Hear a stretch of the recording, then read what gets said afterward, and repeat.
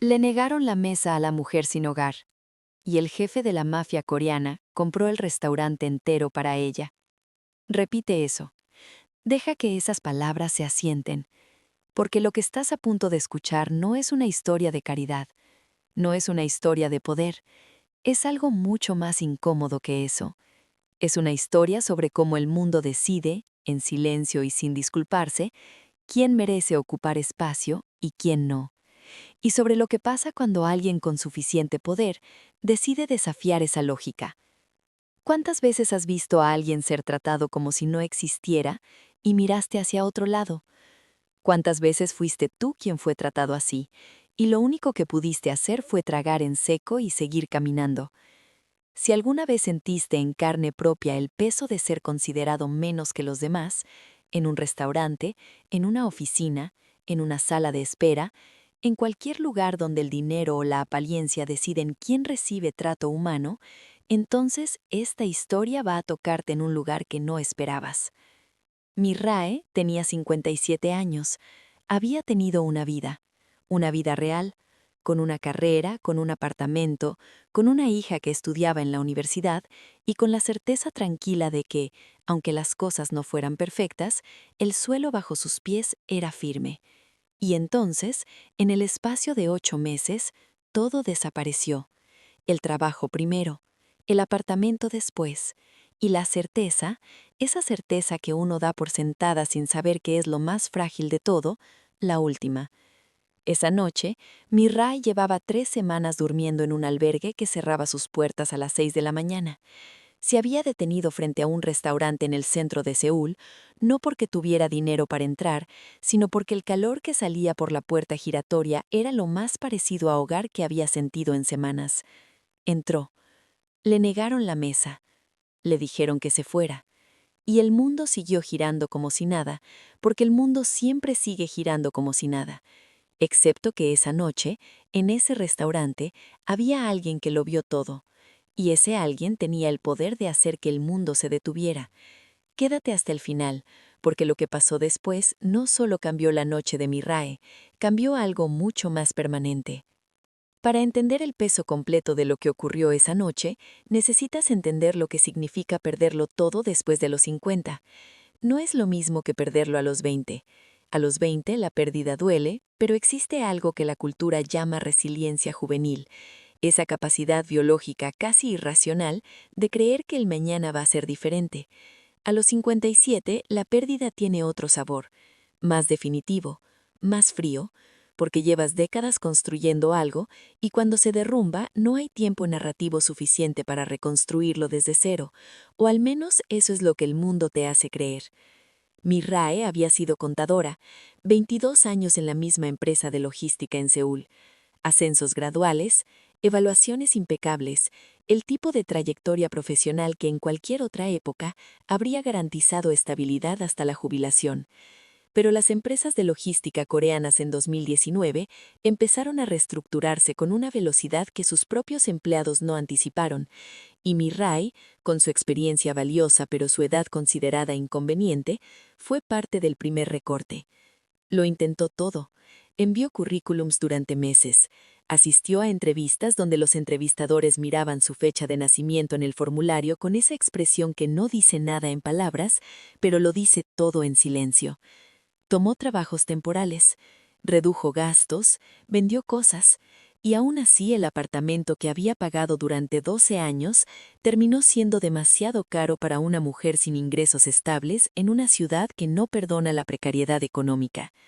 Su hija, Yuji, estudiaba en Busan con una beca parcial y trabajaba medio tiempo para cubrir el resto.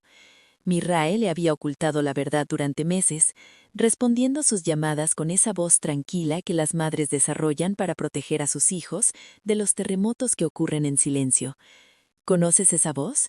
¿La has usado alguna vez? ¿O la has escuchado de alguien que amabas? Esa noche, Mirae caminaba por el distrito de Junggu con una bolsa de tela que contenía sus cosas más esenciales y la certeza discreta de que el albergue ya estaría lleno si no llegaba antes de las 9. Pasó frente al restaurante Jaeño, uno de esos lugares con luz cálida y ventanas grandes, y mesas de madera oscura que irradian la promesa de pertenecer a quienes pueden pagar por ella. Y el calor que salía por la puerta la detuvo, solo por un momento, solo para sentir algo parecido a cuando todo era diferente. Lo que pasó cuando Mirae entró al restaurante duró menos de 3 minutos, pero esos 3 minutos contienen más información sobre cómo funciona el mundo que cualquier libro de sociología que hayas leído en tu vida. Entró despacio, con esa conciencia dolorosa que tienen las personas en situación de calle de cuánto espacio están ocupando y cuánto ruido están haciendo. Se acercó a la joven del podio de recepción, una mujer de 25 años con uniforme negro y una sonrisa profesional que se congeló en el instante en que procesó visualmente a Mirae.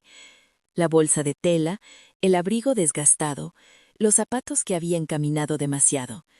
«Disculpe», dijo Mirae, con esa educación que sobrevive incluso cuando todo lo demás se ha ido. «¿Hay alguna mesa disponible?» La recepcionista miró hacia los lados con ese gesto rápido e involuntario de quien busca apoyo antes de hacer algo incómodo, y luego dijo lo que dijo. No fue grosera en el sentido técnico de la palabra, fue algo peor. Fue cruda, fue eficiente.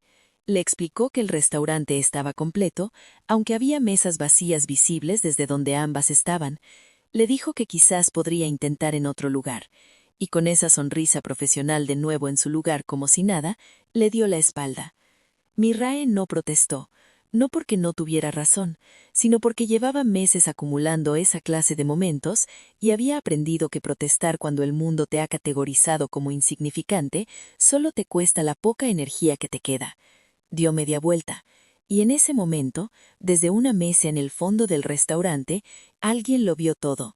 Kang Jun-ho tenía 48 años y llevaba 20 construyendo una de las organizaciones más poderosas e invisibles del crimen organizado en la península coreana.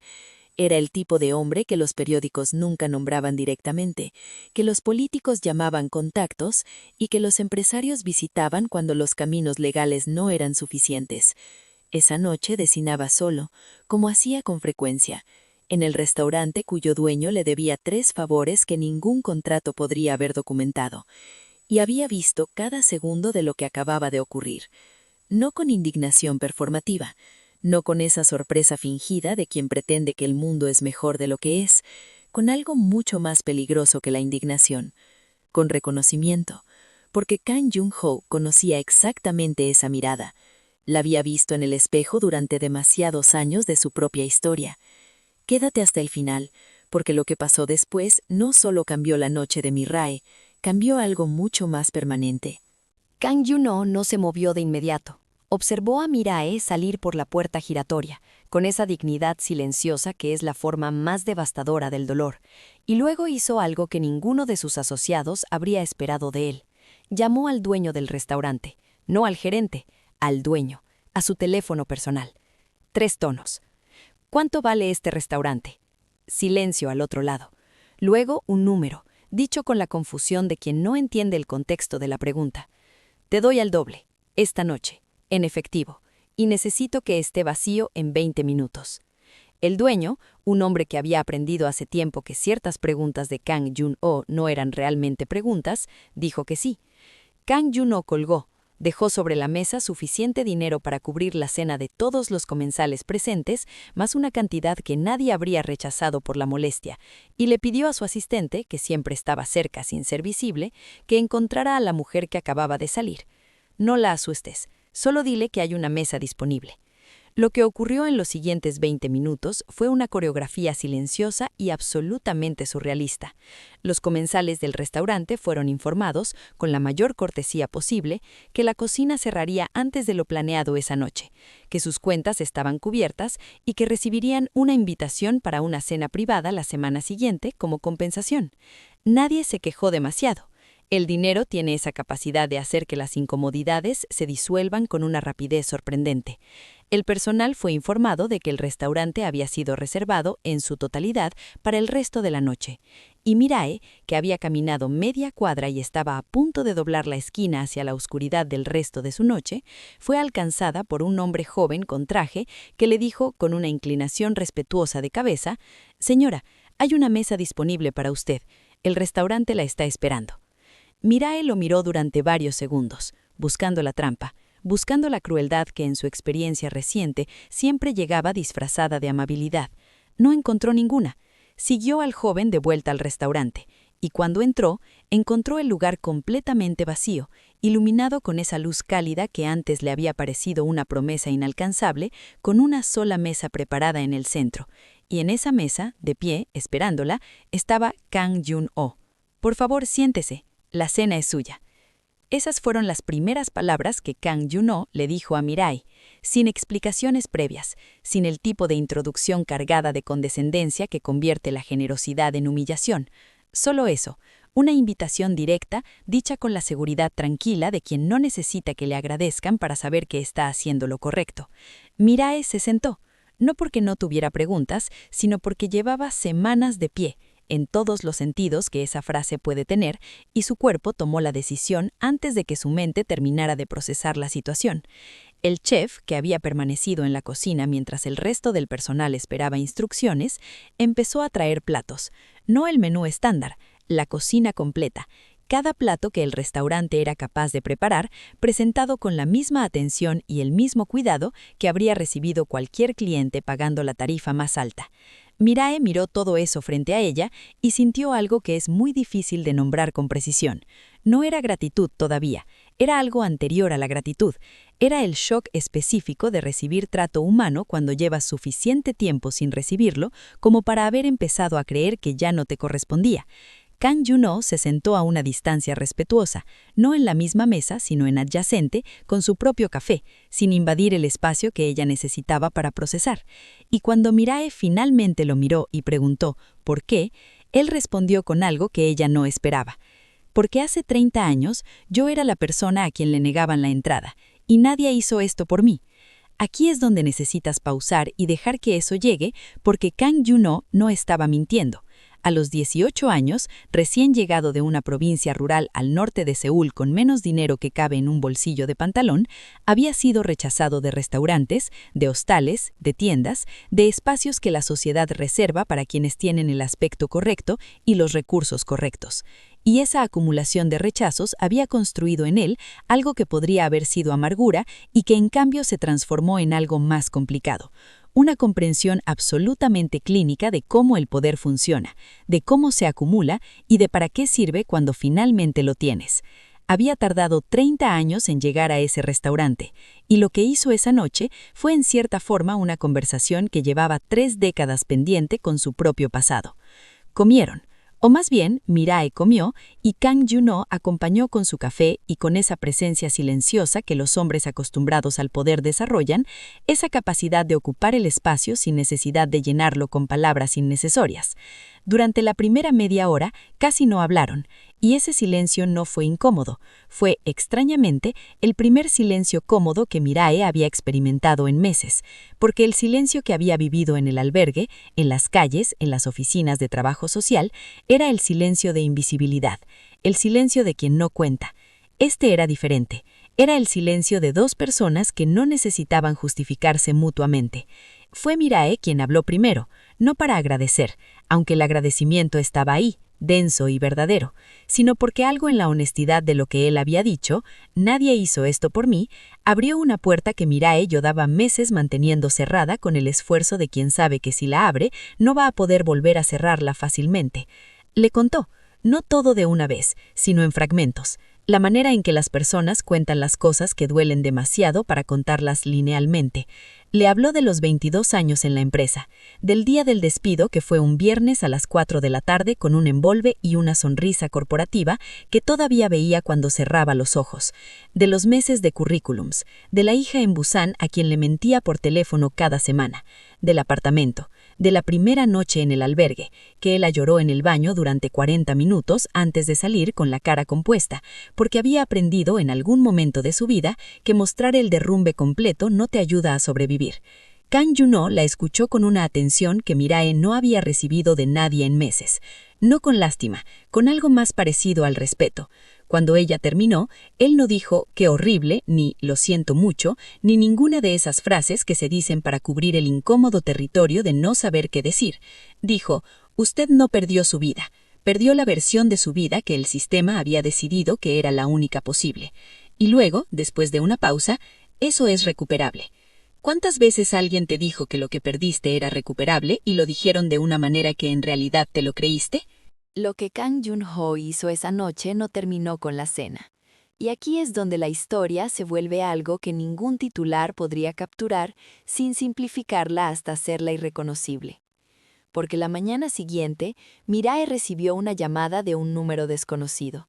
Era una mujer, con voz profesional y tono directo, que se identificó como asistente de recursos de una fundación de reinserción laboral. Le explicaron que había una plaza disponible en un programa de reentrenamiento contable especializado en sistemas digitales, con alojamiento incluido durante los 6 meses del programa y que alguien había cubierto todos los costos de su participación de manera anónima. Mirae pasó varios minutos en silencio después de colgar, sentada en la misma silla del albergue donde había dormido las últimas semanas, con el teléfono todavía en la mano y esa expresión específica de quien acaba de recibir algo que no sabe cómo procesar porque lleva demasiado tiempo sin recibirlo. Pero aquí está lo que la mayoría de las personas no saben sobre Kang Jun-ho, lo que sus asociados sabían, pero raramente discutían porque no encajaba cómodamente con la narrativa del hombre al que temían. Él llevaba 11 años financiando en silencio una red de programas de reinserción para personas en situación de calle en 4 ciudades coreanas.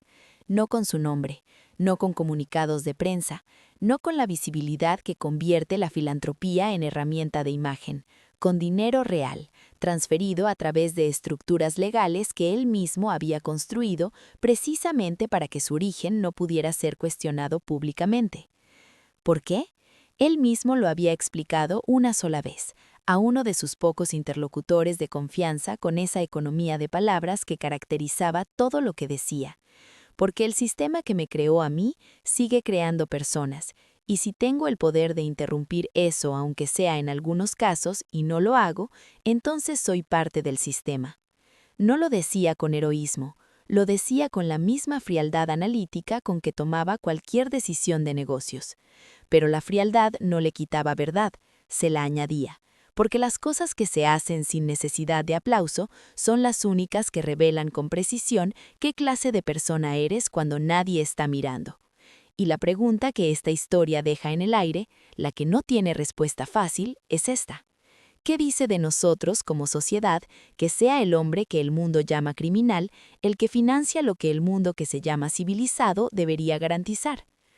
La historia salió a la luz 6 semanas después, no por filtración deliberada, sino porque uno de los comensales que había sido reubicado aquella noche era periodista, y los periodistas, aun cuando acuerdan implícitamente no hacer preguntas, eventualmente hacen preguntas.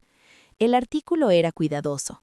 No nombraba a Kang Jun-ho directamente, no porque el periodista no supiera quién era, sino porque publicar ese nombre sin las verificaciones correctas habría sido el fin de su carrera de formas que no necesitan detallarse. Pero describía la situación con suficiente precisión para que quienes necesitaban entender, entendieran. Y el Internet hizo el resto. La historia se fragmentó en versiones, como siempre ocurre. Algunos la romantizaron hasta convertirla en una fábula sobre el poder redentor del dinero.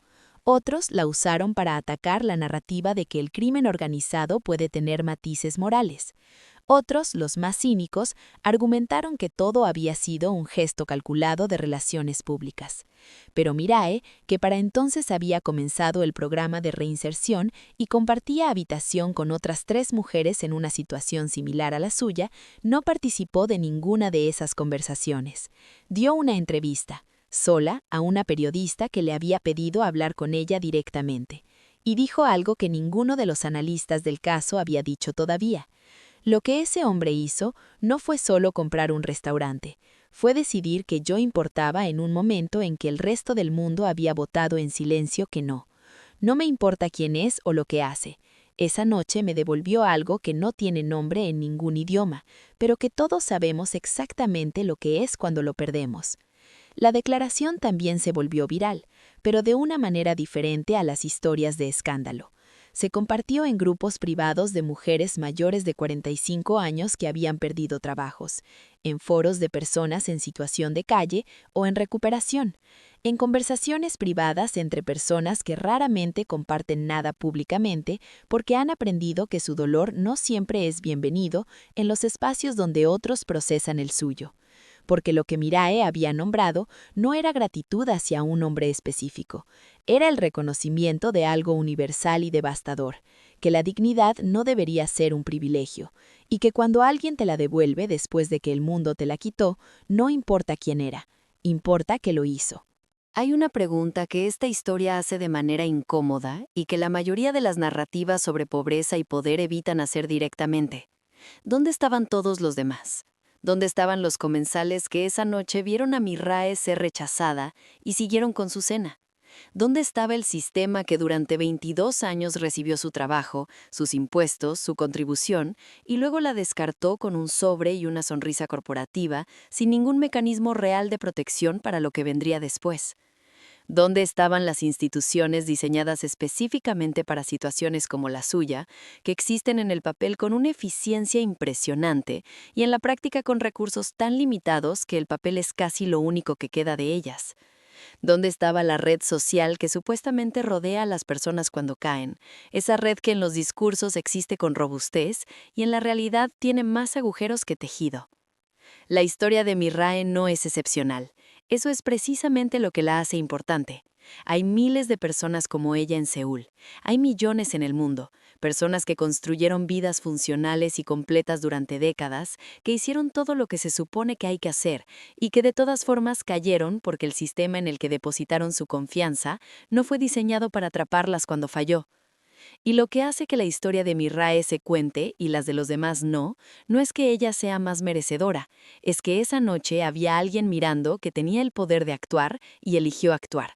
Eso es lo que debería perturbarnos. No el gesto de Kang Jun-ho, que fue real y tuvo consecuencias reales en la vida de una persona real, sino el hecho de que ese gesto fue necesario, que en el año en que vivimos, en la ciudad que sea, en el país que sea, la dignidad de una persona pueda depender de si hay alguien con poder suficiente en la habitación que decida que esa persona importa.